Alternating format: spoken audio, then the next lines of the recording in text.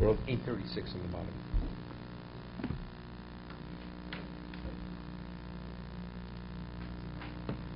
He's still quoting this letter that the Saragossa wrote to his son to give good advice.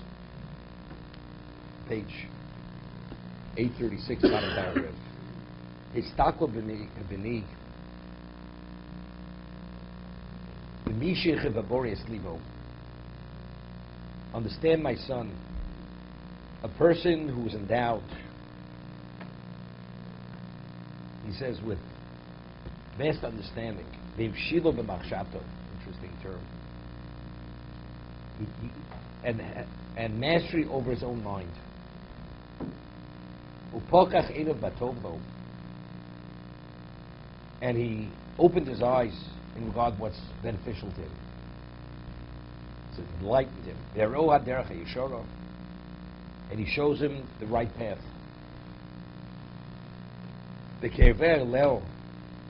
And Hashem gave him the ability to be drawn towards what's right. To some people, because of the quality of what they are, whatever they do, they're proper people. Their values, their perspectives, their involvements, only good things. It's a blessing, it's a bracha. Right? People, they're natural when it comes to doing the right thing. Because they have a sense of what's right and what's wrong. Betuchim menu b'nei Odom.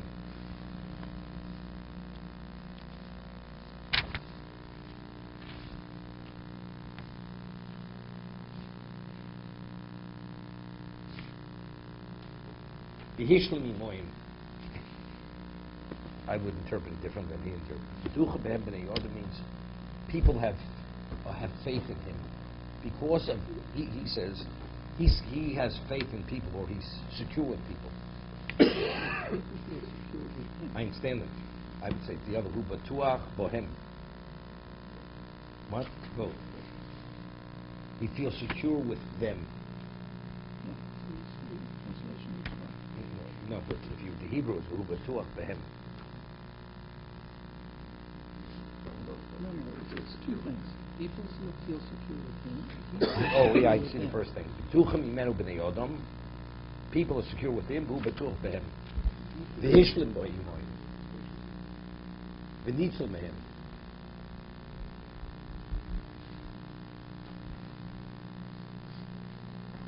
And he says he's at peace with them. Because there's this trust. Right? V'nitzul mehem. And he says, therefore, he's protected from them. He's spared from harm. Avdu b'nei Odom yitrom. He says, but there are others who serve their base instincts. They serve it. V'ovad hu elokei hashemayim v'oretz. Although others serve their instincts, their yates and inclinations, he serves God. Hamachayev Hamem is one who gives life, one who brings death. Habore Achoning, the Creator who is gracious. Asher El Evel Kapinolodov. There's nobody but him, but God. This is the Pekayovos, right? Choros Alavuchos. The people who serve their Yitzhara, their instincts, their desires. You know, people are slaves of their desires. And other people are free men. Ezu ben choran, ein lecho ben choran, mishosik b'Torah. And mishosik b'Torah, a person who engages in the Torah says he's free. What are you free? You're free of your base instincts. You dictate your life doesn't dictate you. That's what he's speaking about. There are other people who serve their instincts, but this person, he serves God. Kama beino ben anoshim, boru matzneim v'zaku chubeim. He says, how much of a difference is there between these two groupings of people? Those who are boru matzneim v'zaku chubeim, their inner selves are refined and pure.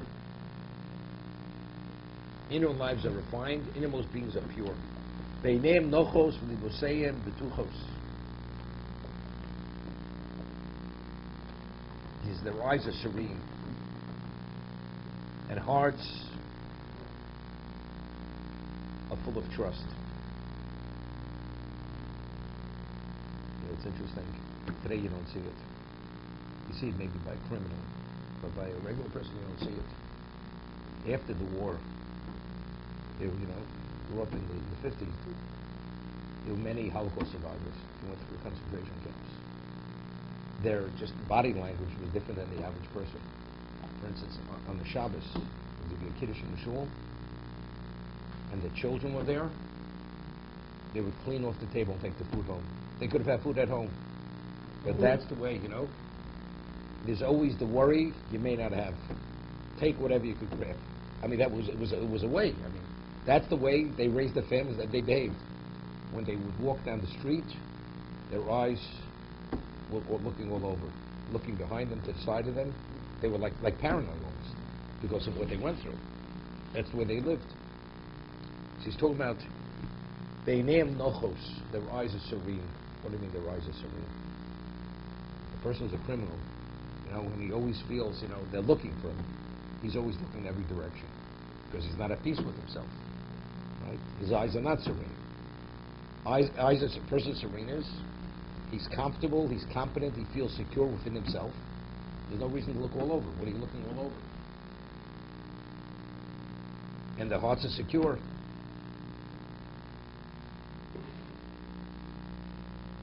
Shiva once said, we find by the Egla Rufa that you find a person murdered outside of a city, and they can't locate the murderer. So the elders of the community have to bring the Egla Rufa on behalf of the community. They break the neck of this calf, this young calf. So, and then they make a declaration. Who's not responsible for his death? So the Gemara says in Soto, they said, we gave him achila, we gave him shtia, we gave him levoyim. We hosted him properly, we gave him lodging, we gave him food, and we even escorted him.